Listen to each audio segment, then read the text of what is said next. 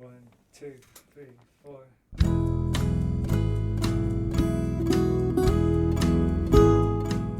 Hello, you're listening to the Skylight Books podcast series.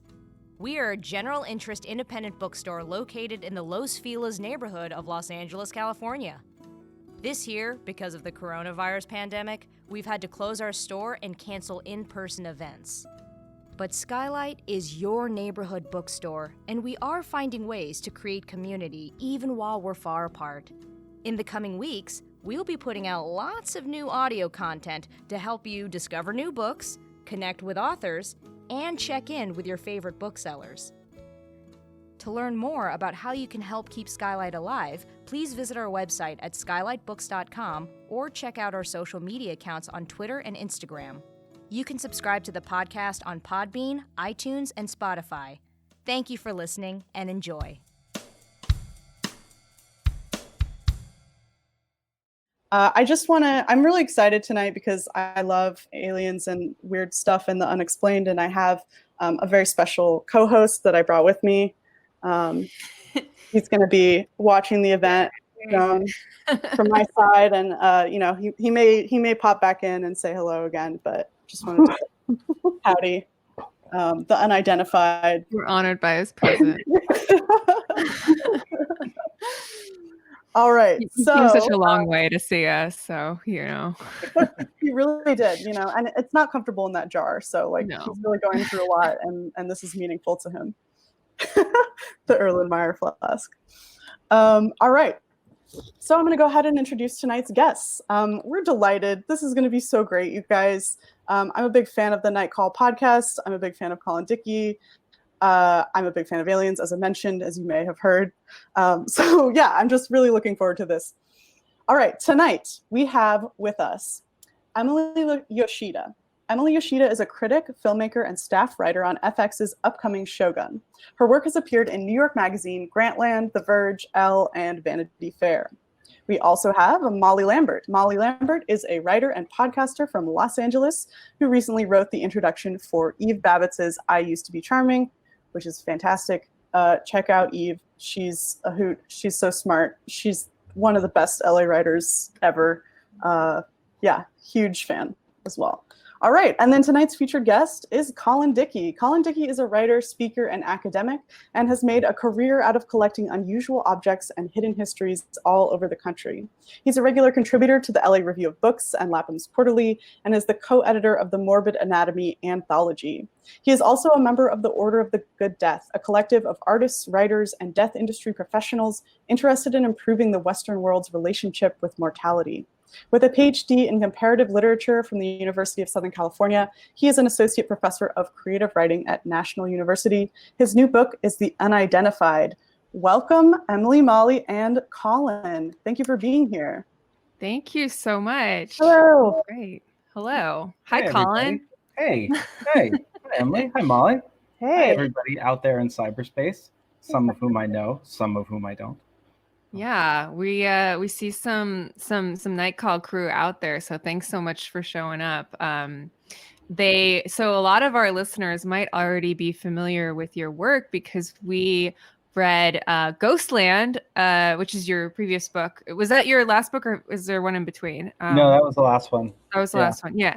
So we read that for our book club last summer, and it was a big hit, and it was just so up our alley, and the way that you approach your paranormal subjects is like very much the way I think we like to approach things on Night Call, which is like not necessarily like, oh, there's definitely ghosts, oh, there's definitely aliens, but like, why do people believe in this? Like, why do we get drawn to these certain kinds of beliefs? So, and The Unidentified is totally in that same line. So it's great. If night callers are interested in this sort of stuff, they should definitely check it out. Yeah. Colin, hi, nice to see you. I wanted to say that all of your books are very Night Call friendly. You wrote another book about shipwrecks.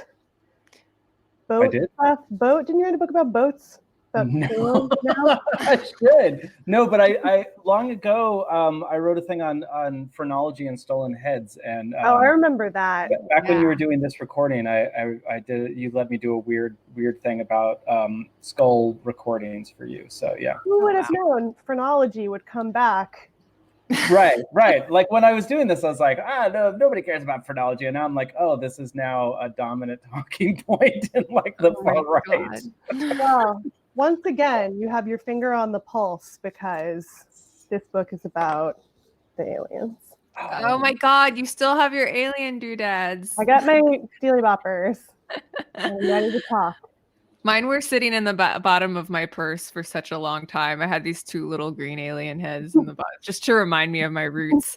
We had those for a night call event a while back, but yeah. So the unidentified. Where shall we start? I mean, I kind of had a question because there is so much overlap between Ghostland and this. Did you kind of start to feel while you were writing Ghostland that you were going to have to do a thing about like cryptids and UFOs and shit too? Or is that, I don't know if I can say No, that. no, it's funny. No, yeah, because I was going to do something on vampires instead. That was the thing that I thought was going to follow this, but do it. I know, right? But like I was just tweeting one night, which is ridiculous. Don't admit that, Colin. Don't admit that that's how this happened. But yes, I was tweeting about something, and I went off on how 14% of Americans believe that Bigfoot is real at the time. Yeah, thank you. I was tweeting one night. Now that's great. Now it's set in stone. Thanks, Maddie. That 14% of Americans believe in Bigfoot, a number which has gone up since then. And I think like you're like, oh, that's not too many, but then you do the math, and it's like that's like 42 million people or something like that. And that's when I was like, oh, that's a really significant portion of human beings, and it seems like that was when I was like, oh yeah, what's going on here, because I guess because I grew up, I think you too similarly, like I grew up with like the Leonard Nimoy show In Search Of. I didn't watch it so much, but I'm familiar with it. Yeah, and there was like the Time Life Unexplained Mysteries series. And so like I grew up with that stuff, and I just kind of assumed it like died out after the X-Files went off the air. And then when I was like started, I was like, oh no, it's still very much happening. So they just brought back oh God, what's the Netflix show that they brought back? Unsolved Mysteries. Unsolved Mysteries. Unsolved Mysteries, right. UFO abduction in the Berkshires story. Yeah. In that Unsolved Mysteries. Yeah. It's the real unsolved mystery is why they thought they could do this without Robert Stack in a trench coat. Which honestly, like I was like, oh, it came back, and then I was so excited. I was like, where is Robert Stack? Where is that weirdly like comforting yet mysterious yet sort of benevolent yet slightly creepy way that he had of like he's like concerned but also a little scary. Like it was just great. There was something great about Robert Stack, and R.I.P. Yeah, but that's, I mean, clearly this stuff is very much back in a major way and not in a niche way at all. And it feels like something more than just how Doc Martens came back and like how a bunch of 90s stuff is coming back. It feels very much in step with everything that's going on in our world, geopolitically, and economically. I think one thing that was super interesting to me, I think it was early in the book that you kind of brought up the idea of conspiracy theories and skepticism about science and everything as being a kind of economic thing. That when you place like science within these institutions that like only wealthy elite people get to go to, then there's going to be a backlash, if not on the actual information that's being disseminated there, then just on the fact that there's, just resentment over this kind of gated community of what's known as science. And I thought that, that was true in the 1800s and it's true now. And that was really interesting to kind of see you lay that out. Yeah, it's like by the end of the 19th century, science is not really a thing that like you can do in your study with a microscope, like it's sort of like gotten big, you now have to have a PhD, you need to get grant funding, you need to work at a university or at a hospital or something like that. And I was not really expecting, when I started researching this, I was not expecting the whole rise of particularly cryptozoology, but to come out of an almost resentment against, the scientific establishment, this idea that like those eggheads don't know anything. And if you want to discover the next, primate, you can do it with some buddies and a 6-pack of beer and a motion detector out, and disruption, baby. Yeah, no, it is. Yeah, it's like the killer app, right? You can just innovate your way into discovering Bigfoot. But it is and I did a bunch of ghost hunts for the last book, and I did some cryptid hunts for this one, and they're genuinely fun. They're really cool to go out and I don't know, if you've gone bird watching or whale watching or something, you have to be kind of quiet. You have to be kind of still and kind of empty your mind and open, yourself up to your senses and that kind of stuff. But that's for things that exist. If you're going to find something that doesn't actually exist, you have to go one step, or sorry, may not exist. You have to go one step further. You have to come to this place where you're I am so part of nature that even a mysterious water beast or, a Sasquatch could walk right in front of me and I wouldn't make a move a muscle, something like that. Yeah. So it is this, I was oh, there's so much about this that is all this weird intersection of different kind of pleasures, but also bound up in this kind of rejection of going to a university and getting a primatology degree and doing field work in Africa where there are spaces that there might still be new undiscovered primates out there, that kind of thing. So, because that's where the last actual new primate was discovered, somewhere in maybe Rwanda, but it was just a couple of years ago. So we're still discovering new primates. They're just not they're not humanoids in Northern California, So. Okay, but to be fair, can't rule it out, right? No, you can't rule it out. You cannot rule it out. And so it's cool. It may still be out there. I don't know. It seems like it's more just about the journey for those people. It's about having a thing to do with your friends.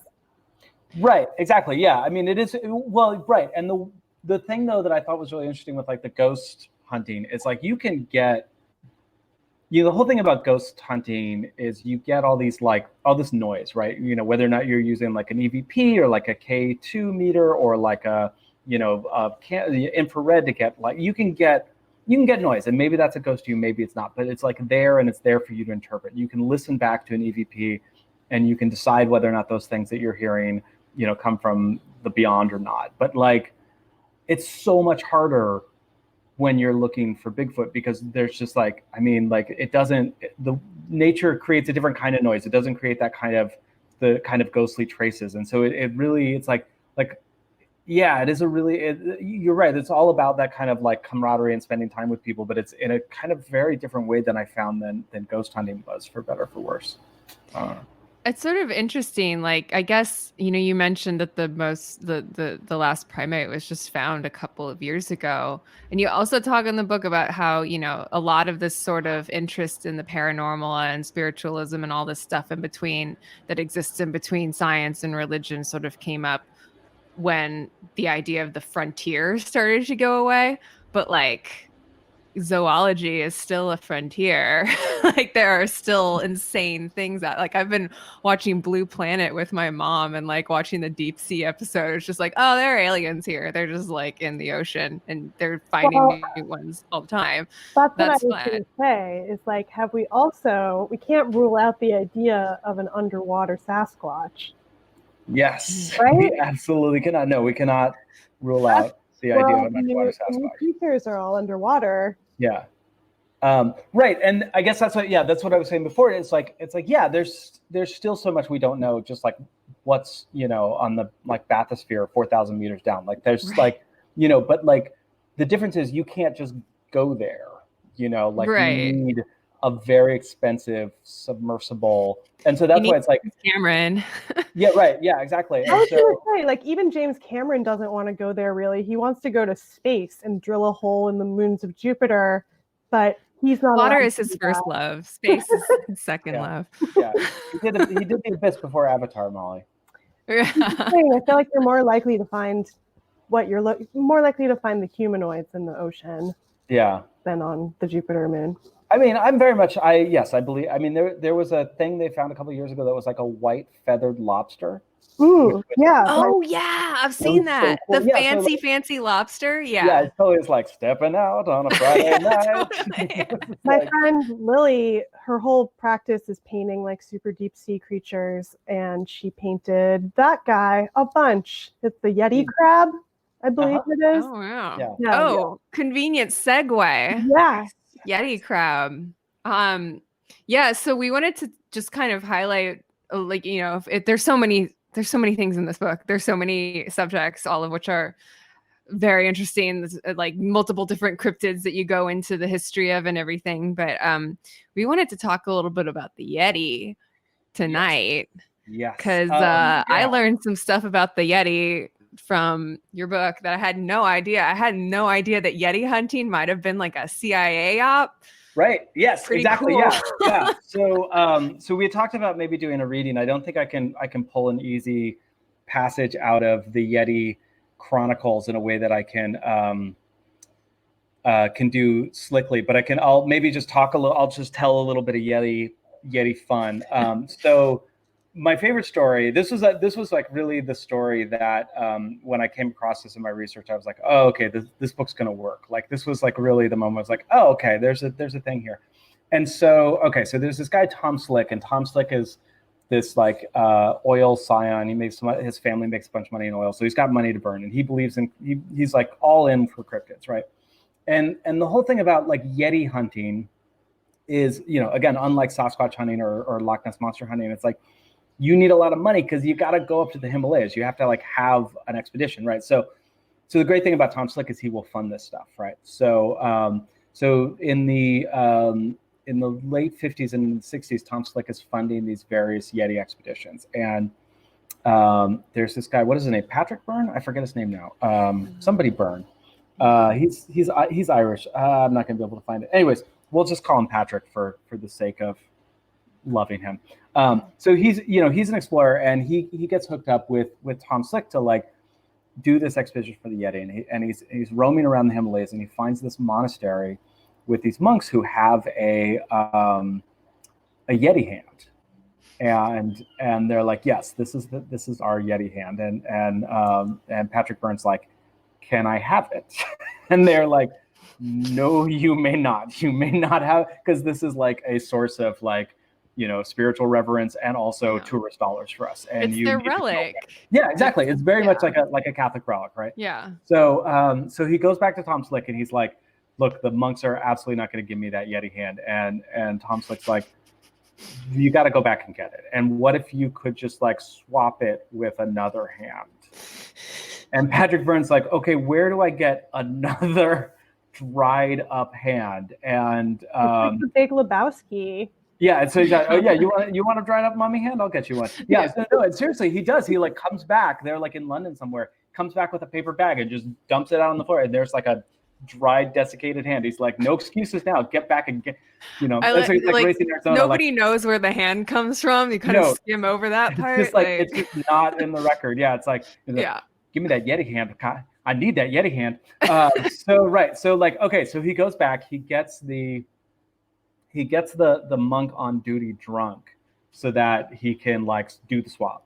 So he swaps out this hand of unknown provenance for the Yeti hand, and now he's got the Yeti hand, and now he's in Tibet. And he's like, okay, now then the question is, how do you get a Yeti hand out of Tibet?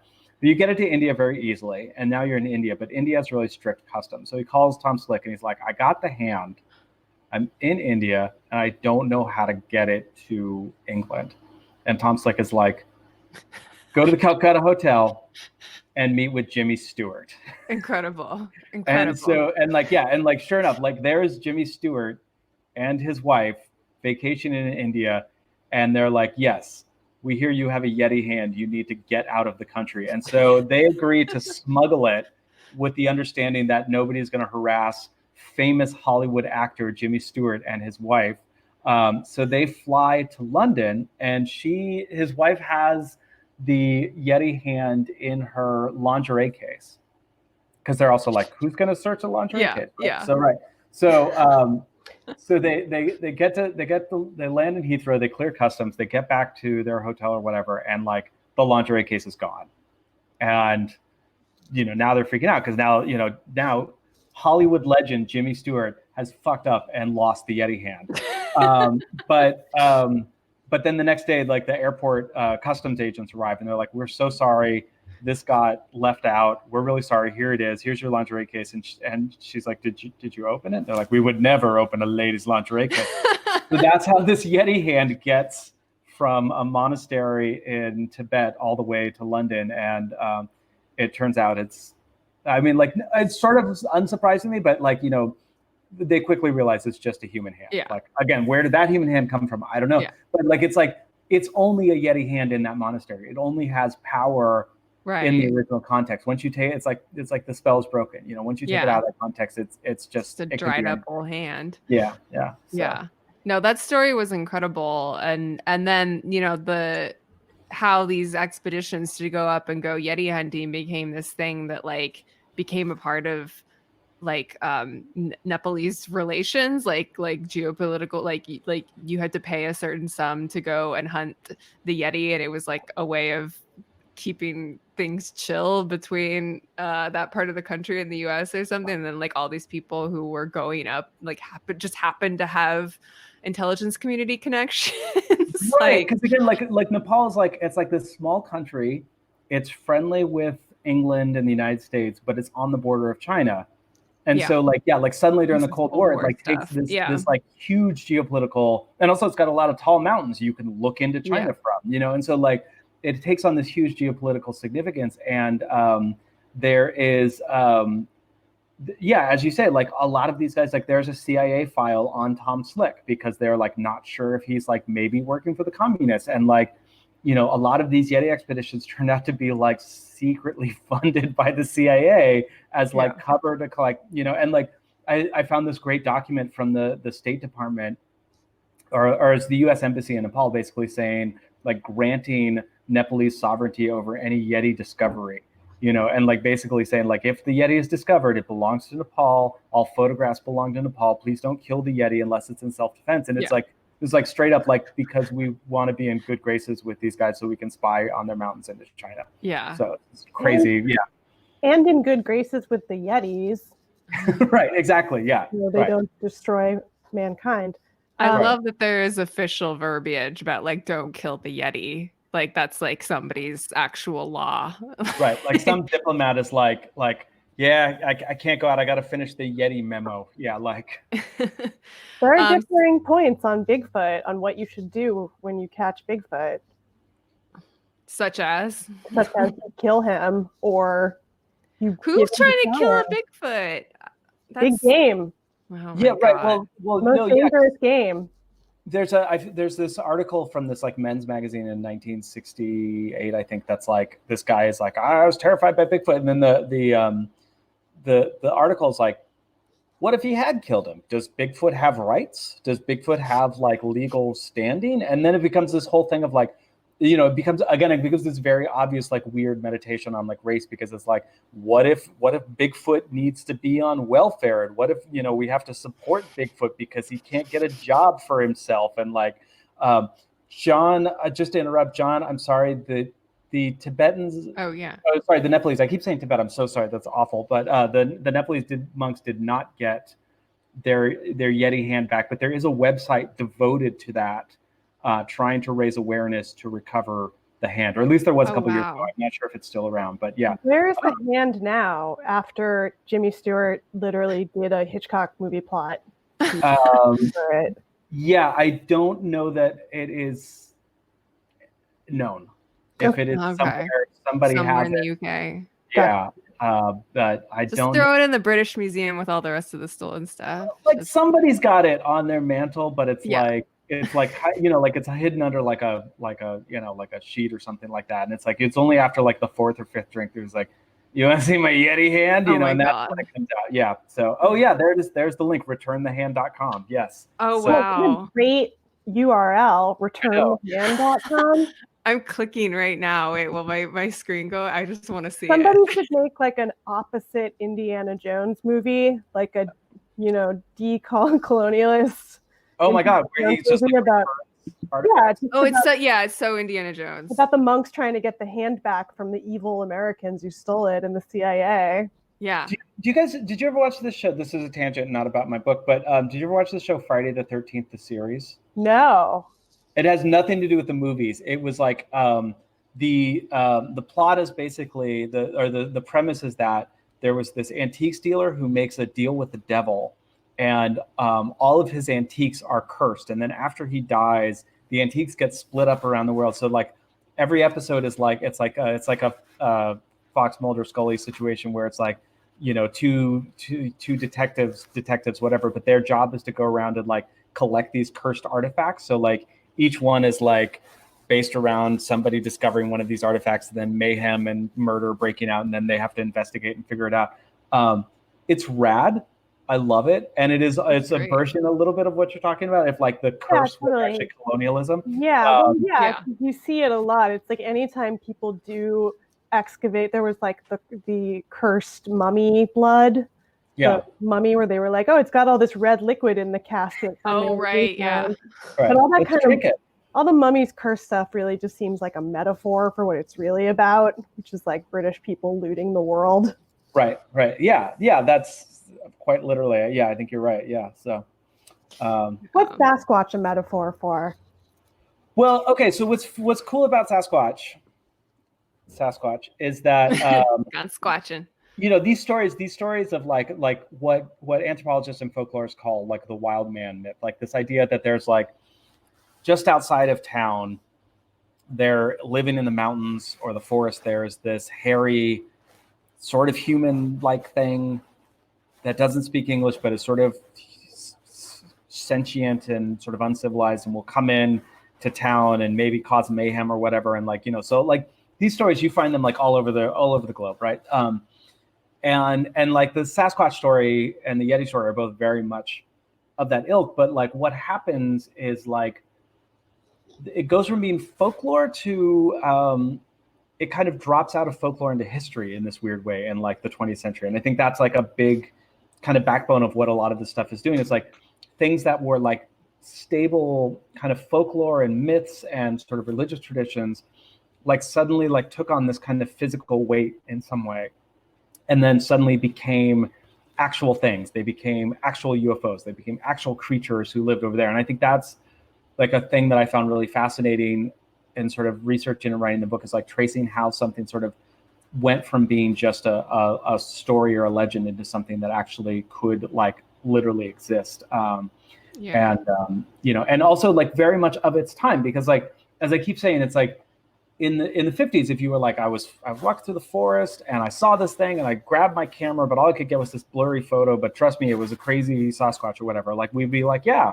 okay, that sounds plausible. But like now it's like everybody's got a freaking phone in their pocket. Like where, like if it exists out there, you should be getting high def images of it right now, and so it really depended both on this like sort of cachet of folklore and also the very narrow band of technology available at the time, with like photos and like, Super 8 film and stuff like that. Like that's what it was, like the alchemy of like the technology and the folklore that came together and made Bigfoot and the Yeti into like quote unquote real things. Yeah, that's why the ocean stuff still feels like fertile ground, because it's less easy to just go out with your phone and take a picture of the Loch Ness monster. Right. Yeah. Who knows?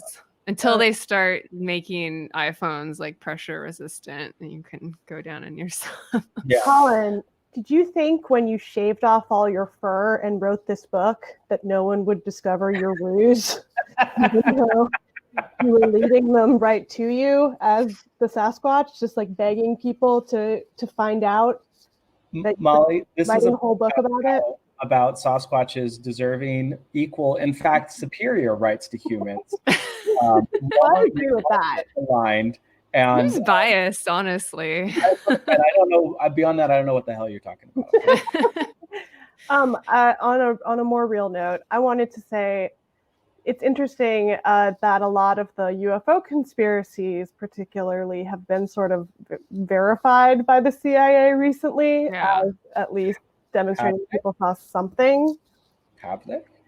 Just some files have come out. Oh, are you saying it's a double hoax? Oh no, I'm not saying it's a hoax. I'm just saying that when those videos got released and everybody was like, "Oh my God, aliens!" and I was like, and there's definitely like a gray blob, and a pilot saying, "I don't know what that gray blob is." And what turns out, and again, I'm not saying it's not aliens, but I'm also saying that like through the record, you can actually find mid-level Air Force officers stating that they saw a weird unidentified object like all the way back to the 40s. And so we think of it as like new, but it's actually a very like nothing has really changed, in that sense. So like whatever we're learning now, like we basically had versions of that story back in like 1949. So maybe that blue book.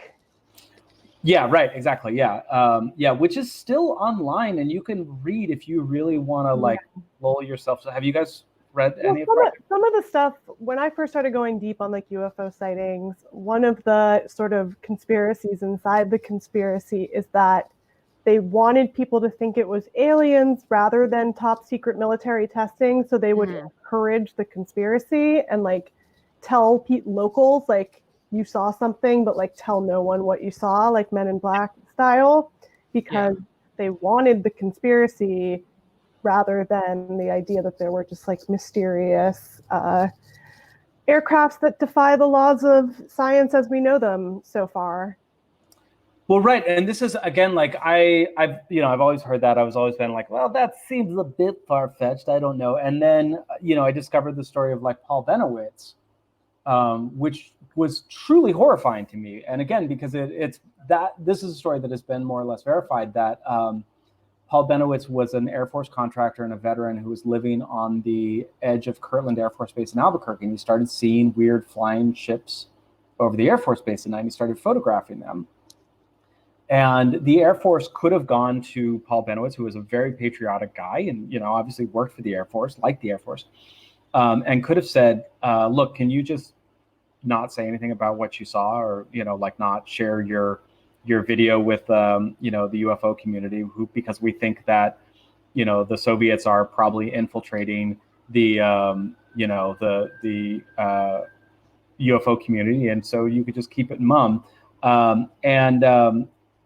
And instead they were like, we're gonna pump you so full of crazy conspiracy theories and misinformations that nobody will take you seriously. And so they and as Steve notes in the chat, Greg Bishop's Project Beta, it really delves deep into this. There's also a documentary called The Mirage Men, based on Mark Pilkington's book that also goes into it. And it is really chilling to see the way that they basically were like, oh yeah, he's a veteran. He probably has, sort of low level PTSD to begin with. And let's just go ahead and just like drive him crazy. And which they did more or less. And so that seemed to be their MO around then, like same with a lot of the MK Ultra stuff too. Always. Just like ruin somebody's brain rather than like actually, fix a situation. That's another thing that's like Bigfoot to me, where it's like there's no proof, but there's so much research in the CIA about Manchurian Candidate stuff, and then it comes up in a lot of conspiracy theories as like, yes, they can brainwash people, and you see that they have no problem going after people's brains and trying to make people seem crazy. Right, exactly. Yeah, I think a lot of this, kind of as you said, like at the time it was sort of like, I don't know, let's see what we can do, let's see what we can get away with. I think particularly for me, and this isn't really in the book, but this is just kind of a hypothesis of mine. But like, it for me, it really starts in the kind of Manhattan Project era where they start. The government starts having a really cavalier attitude towards testing human subjects. Like you guys know the Green Run, right? I don't think so. What is They deliberately released a cloud of radioactive like particles over Hanford, Washington, to track the technology of it, and so it got out of hand, and it like sickened all of these American citizens, right? So it's like it was like a moment in time when they were like, well, we like, in the interest of keeping the nation as a whole safe, we should have free license to experiment on individual Americans, and like it always turns into the island of Dr. Moreau, which is another possibility for a Sasquatch we should not discount, is that Elon Musk made one in a lab and it's out running around Silicon Valley. Oh yeah, okay, sure. Mm-hmm. Okay. Throw that one against. No, like, you can't even make a little underground tube. No, he didn't do it. Somebody did it that he paid. But I'm just saying, I think there's something about those kinds of high level of secrecy projects that makes people also go mad with power. Well, I think there's so much also. I mean, there's so much documented stories like this, like the Green Run thing, which I didn't know about specifically, but I mean, even when you just look at like water supply stuff that's going on now, like how much in that case, like corporate interests are just endangering people, and the government is letting it slide. Like that is like such a part of our life now that and this is something I wanted to ask you about, so I'm glad we got here. But I want because this is like the conspiracy theory du jour.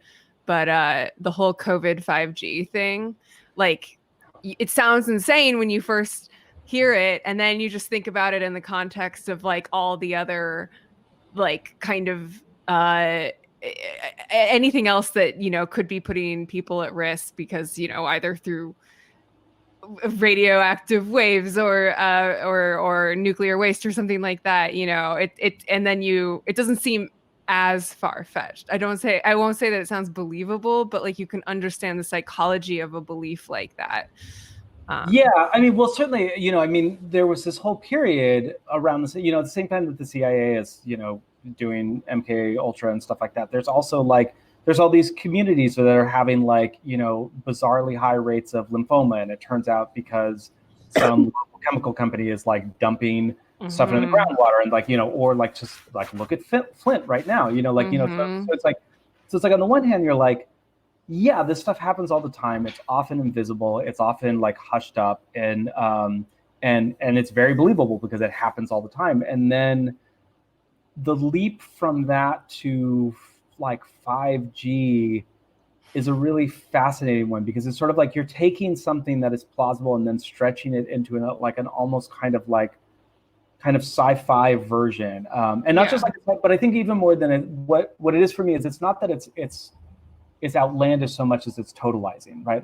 A localized groundwater pollution thing is a terrible thing that happens, but it happens to a community. The narrative around 5G is that it is like a universal wash over the entire globe that affects everybody, and there's no escape from it, and it's this insidious, invisible, omnipotent force throughout. And I think that's the thing about a conspiracy theorist.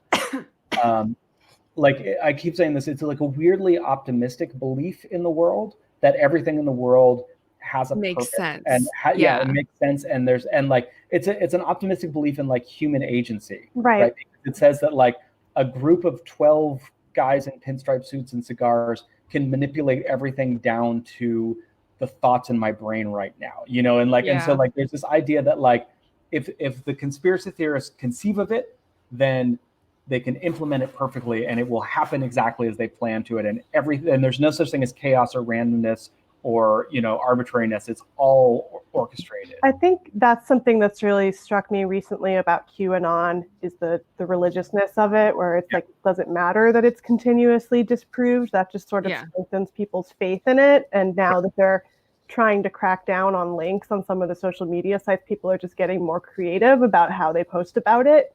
And more oblique with the language, and the more that people feel like it's being repressed, the more they're like, oh, they're trying to repress it because it's true. Right. On the other hand, more actually insane things are happening that are real than probably ever in our lifetimes before that we have awareness of. Right. Well, so yeah, because like I had this friend who sent me this thing about this like child sex trafficking ring in Oklahoma, that he'd seen this documentary and he'd found this website and he was like, this is real, it's happening. And I looked at it and I was like, on the one hand, I was like, okay, this doesn't, like, it wasn't, I wrote him back this long thing. I was like, okay, like, I'm not saying this isn't happening, but if it was happening based on known conspiracies that we have, it would look like this. Once the first victim came forward, a bunch of victims would come forward, which is what happened with Harvey Weinstein, right? Somebody on their deathbed would have said, I gotta, unburden myself, or you could go ask a journalist. And again, like with like the Weinstein, like, there were journalists who were like, I was trying to crack the story forever, but I couldn't get anybody on the record. So you would hear, so I was like, I don't think. Well, the conspiracy there wasn't that nobody would go on the record. It's that nobody would publish the story. Right. Exactly. Yeah. So, Right. So with the Oklahoma this Oklahoma thing that he was telling me about, it's like, I'm not saying I disbelieve it. I was just like, I expect a bunch of things that I've seen in other conspiracy theories, but then I also asked him, I was like, why don't you have the same sort of emotional reaction to like the Catholic Church or like Jeffrey Epstein, who are like, these are like legitimate, sex trafficking scandals that we're like aware of. And they, and he just seemed unmoved by them because they didn't bring with that same kind of like secret knowledge. Right. There was something about like, not only is this thing happening, but only a select few of us. The Jeffrey Epstein thing, I feel like there's still so much left to be learned about it. That one also broke my brain because there were blind items about it on Crazy Days and Nights for years. And there was a point where I was reading it and I was like, oh no, this is a QAnon site. They're posting about this like child trafficking, Pizzagate stuff. And then it turned out that was real. So I think having to like make the distinction of like, there is child sex trafficking, but like, it's not happening with people sending children in Wayfair cabinets. Right. It's happening through like a network of modeling agencies. It's the truth is also crazy. So trying to tell someone who has a crazy idea that their crazy idea isn't true, but yours is like a weird place to be in as a culture. Yeah, that's also like it's hard. It's like this is kind of a stretch, but I think like the other like child trafficking situations going on right now is like families being separated at the borders and children being taken from their parents and then sent to Christian orphanages around the country, which is is very a literal child trafficking thing in my mind. Mm-hmm. And who is providing the furniture for those deportation camps, like Wayfair, among other, so like I'm like Wayfair is actually participating in a known, understood child trafficking ring, and it is because of this nation's like really just unacceptable immigration policy. So then you have all the pieces, you just like haven't put them together. It's convoluted and it's more abstract and it doesn't have that like silver bullet cutting through everything that like reduces everything to a simple narrative. But it's still like a game of telephone in a way where you're like, it's weird that there's a grain of truth in some of these things. Yeah. Well, there's always a grain of truth because that's what gets them going, they all start from that grain of truth. So yeah. Do you think that's because this is something I see people say constantly when we're talking about conspiracies and we're talking about fake news and all this sort of like half truth stuff that floats around and how it just it grows so much faster now because of the internet and everything. But do you feel like, other than the internet being this engine for it, do you feel like historically we are living in a time that lends itself more to conspiratorial thinking than, at least within the context of, say, American history? Or what's your feel on it? Yeah, no, definitely. I mean, so the internet, YouTube algorithms do push this kind of stuff. But I think it's more primal than that. I think that in times of insecurity and sort of uncertainty, people gravitate towards conspiracy theories precisely because they reduce the world down to a simple and knowable and like perfectly agented reality, even if it's malevolent. Yeah. But I also think, like the last 50 years, I mean, like starting with COINTELPRO and MK Ultra, and, we have begun this trajectory towards a kind of failure of institutions to protect us. So the government with, those various scandals, and then, this sort of like the tobacco industry and all these like corporations that are sort of clearly poisoning people for financial gain. And then things like just sort of like, or like the Tuskegee experiment, or just the like rampant failure of the AIDS response in the 80s. So you just have like all of these like legitimate moments where it's like, oh, institutions are failing us, and that doesn't justify something like say an anti-vaxxer and like, you know, vaccinate your kids. But you sort of see like, it's like, oh, because we have lost that kind of communal sense of like, you know, these are people to be trusted, so that, you know, now people are like, well, if we can't trust these people, then I can make up any reality that I want, basically. The anti-vaxxers, again, feels like it comes from something real, which is that like doctors have not historically, you know, treated female subjects as much as males. There's more racism in the medical practice around that. But the fact that it's like rich white women in, you know, the Palisades being like, I don't trust these doctors. I'm going to give this baby essential oils. Right. Yeah, exactly. Yeah. So Maddie has returned. I wonder if that means it's time for question time. Yes, we've got a couple of questions here in the queue. Thank you so much for that great conversation. I love the way that we leapt from one conspiracy to another. I mean, they're all connected too, right? It truly is. It is all connected. We have a red string here. All right. First question from Ben. How did you learn about the Great Windshield Putting Panic of 1954? Pitting panic, I think it was just a typo, but yeah, the Great Windshield Pitting Panic of 1954. Ben, that's actually I saw that question come up, and I was like, where did I come across? I was just like, I was one of those days. I don't know. Sometimes you're just like clicking through, you know, just kind of going down various research rabbit holes, and I came across that story. And as you said, I mean, like it is totally mundane.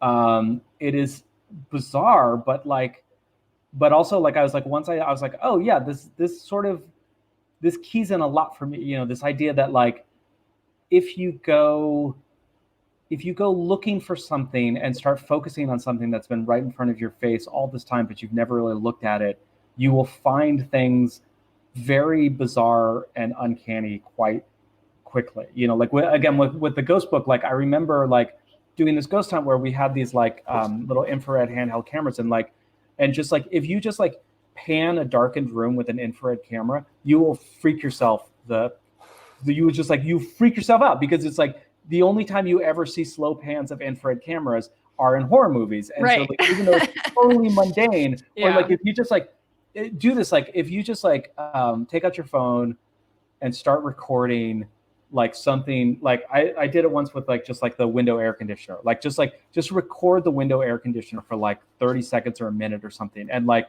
show it to somebody else without context, and it will like unnerve them, because they're like, what's going to happen? And then you've made a David Lynch movie. Yeah, exactly. Yeah, no, totally. Yeah. So that's probably where I got a lot of that. So yeah.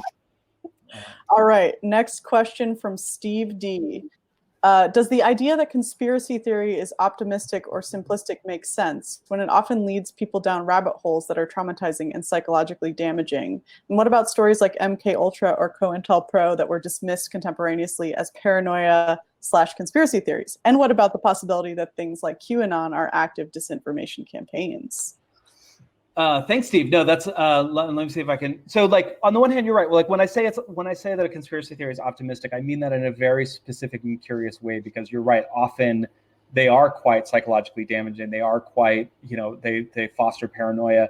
I only mean it optimistic in the sense of like they optimistically believe that every act and agency is perfectly implemented. You know, that's like it's the optimism is that there's no such thing as chaos or randomness. Yeah, it's like about human agency basically being supreme.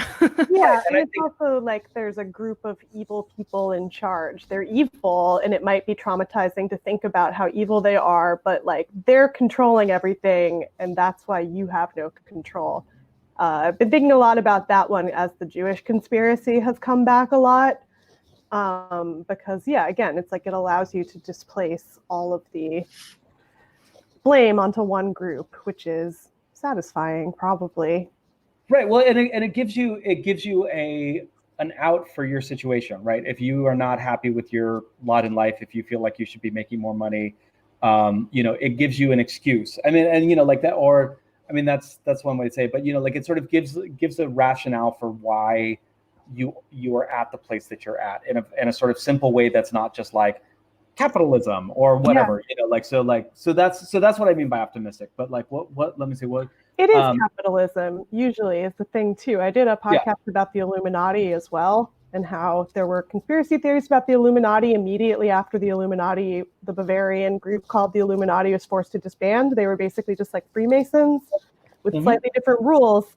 But as soon as they were broken up, there were conspiracies that they had planned and done the French Revolution. But there's like a grain of truth to that, too, because it was basically a rationalist group. It was people who were really into rationalism, and they opened some branches in France and possibly helped spread the idea of rationalism to France. So again, it's usually like illuminating about something in the public consciousness. Yeah. Wait, what was the next question? The next question was, what about stories like MK Ultra that were dismissed as paranoid conspiracy theories, but were true? Right. That's what I was saying about the Oklahoma thing that somebody was telling me about. It's like, I'm not ready to like outright dismiss conspiracy theories per se, but like, I think that we now have seen enough actual conspiracies that have been proven true, including those in Watergate and Iran-Contra and the Catholic abuse scandal, that like we sort of know what things look like. So an example is like Woodward and Bernstein, once they started asking around, like who got them all the information, it was like secretaries, right? It was like it was like low-level employees, because the Illuminati doesn't shred their own documents. They don't get their own food. They don't take out the trash themselves. And so there's this story that Bob Lazar tells about Area 51. And he says, there's these aliens there. They work with scientists, but in like the late 70s, there was a misunderstanding between the aliens and the scientists, and the aliens pulled out their laser guns and liquidated all the scientists, just killed like 50 of them. Right.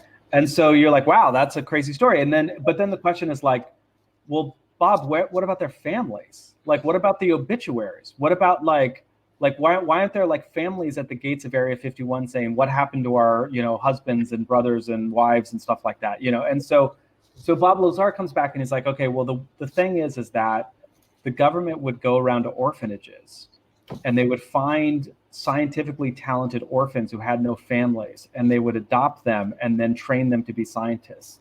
So all of the scientists at Area 51 have no families, so nobody missed them when they were liquidated. And so it's like one of these things that's like the difference for my point being, that's a real stretch in case that was, but my point being is like the difference between things that are dismissed as conspiracy theories and things that turn out to be true is like, once you start actually kind of poking around and asking for the logistics and really pushing on things, usually stuff turns up, and you may not be able to like verify it right away. You may not be able to publish it. You may not be able to get law enforcement interested in it, but it's like, it's not that difficult to find these things out once you start looking for them. So yeah. Also, I wanted to say sometimes the people who did them out themselves because they can't stop bragging about it if they did something really cool and secret.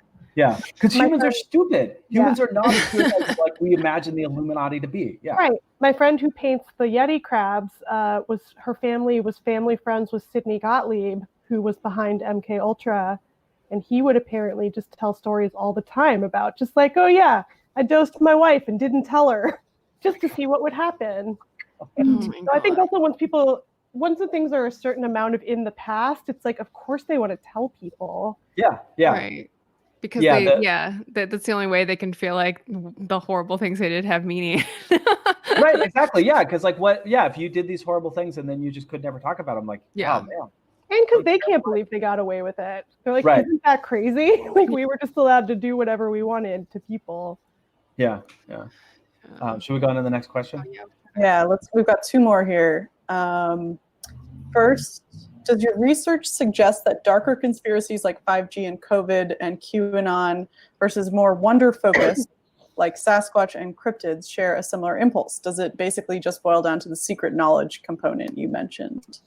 I think that's maybe part of it. I mean, again, like what I tried to do in the sort of arc of the book was to really start from that sort of place of wonder and sort of see how it got to that place of like darkness. And like I found really interesting is that like both the cryptids and the UFOs kind of were born from that place of wonder, but only one of them really sort of led down a really dark and terrible path. And like, you know, cryptids, like they just don't trigger that same kind of sense of paranoia or like, you know, conspiracy. You know, it's like, it's a conspiracy of like the redwoods. You know, the redwoods are the ones who are conspiring to keep Bigfoot from us. It's not like, you know, Men in Black or something like that. Right. So I did think it was kind of interesting that like both of them kind of come from the same impulse, but it's very specific conditions that kind of transition into these kind of like more kind of sinister versions of reality. I mean, Bigfoot. Go ahead. Well, I was just going to say, I mean, it also seems like a big distinction is that once you start to get into people having like stories, personal narratives, like the case with the UFO stuff, we read Communion for our book club also. So we went down that whole path. And yeah, like and I'm glad you got into the stuff about like how, you know, it does seem to match the patterns of abuse stories as well. Like there's this sort of, and when people come together, share their narratives about that and kind of build this story together, that's a very different thing than like, I was in the woods and I had this sublime experience where I encountered a cryptid. Right. It's a very different kind of thing to share with people and to like a story to tell. Yeah, I feel like the cryptid story is really about, on some level, our kind of estrangement from nature, and the UFO story, particularly once the UFO story becomes the alien story. The alien story is a lot more about our estrangement from ourselves, you know, in this kind of fundamental way. But yeah. Yeah. I was going to say also Bigfoot acts alone. You know, Bigfoot's just one Bigfoot, but the aliens there's a lot of them. It's not a system of Bigfoots. Yeah, the network. Well, but they're families now, like, and also they are aliens now. This is like they have the streams have merged, and now all the Bigfoot people I talk to are like, Bigfoot rides around in a flying saucer. Oh, come on. Yeah. Oh no. Right. Yeah. And like had a tall ceiling. Yeah.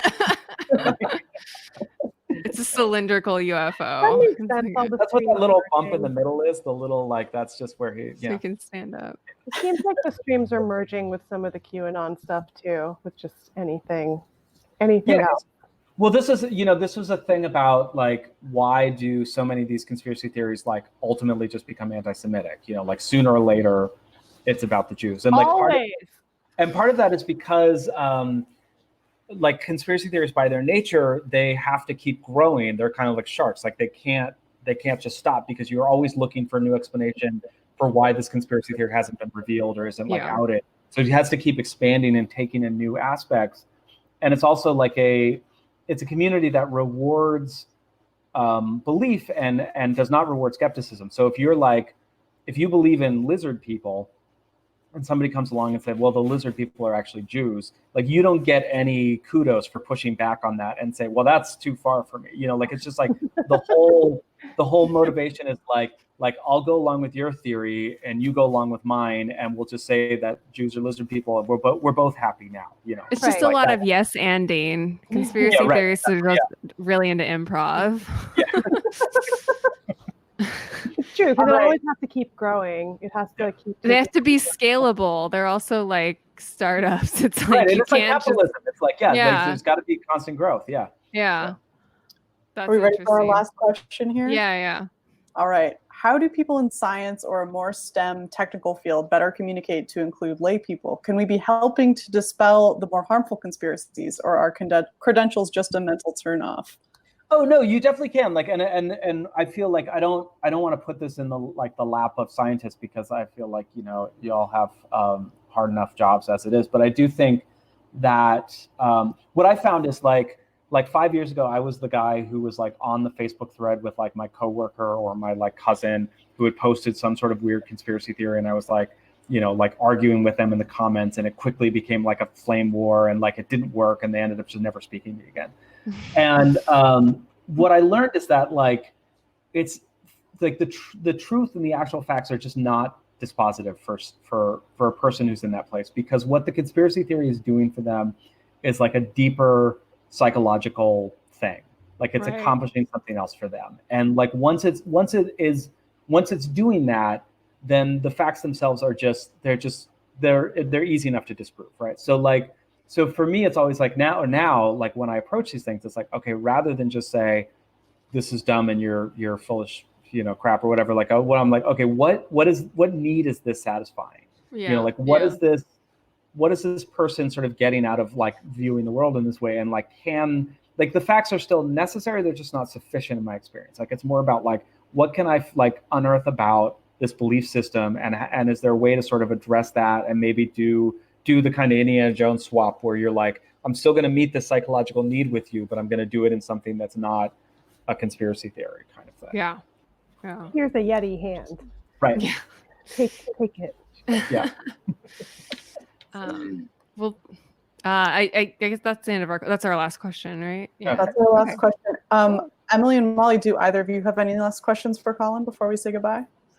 I don't think so. I'm just like I'm stoked about this book. I hope that our listeners check it out. It's very well timed. My only question is like, what do you think the next big cryptid rush will be about?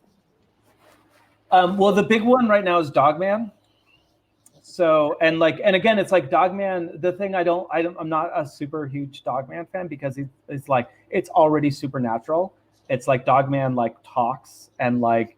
And also it's like this Godzilla thing where like, Bigfoot used to be the villain, but now Bigfoot fights Dogman. Like I talked to these guys, this paranormal society who went on this ghost hunt, and they're like, we called our psychic. The psychic said it was going to be a good event. We saw these glowing red eyes, and then we saw Dogman, and then Bigfoot. And I'm listening to this, and I'm like, guys, you're just gilding the lily. You're just like piling around. Like if you could just say the glowing red eyes, and that would be cool and spooky, and like people could just like fill in their own like. But you can't just like narrate this whole epic battle. It's just too much. But yeah, that seems to be where we're going. Is Dogman.